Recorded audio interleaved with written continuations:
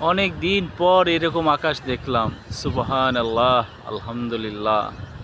যারা আমরা শহরে থাকি, সচরাচর অফিসে থাকতে হয় এই সময়, তো এত সুন্দর আকাশ আমরা দেখতে পাই না।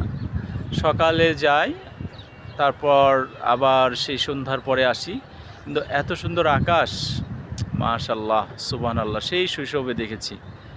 যখন আমাদের গ্রামে ইলেকট্রিসিটি ছিল না, তখন আমরা গরমের মধ্যে উঠানে শীতল পাটি বিছিয়ে শুয়ে থাকতাম আর আকাশ দেখতাম। আর বিকেলবেলা যখন ক্রিকেট খেলতাম বা ফুটবল খেলতাম, তখন এত সুন্দর আকাশ উপভোগ করতাম।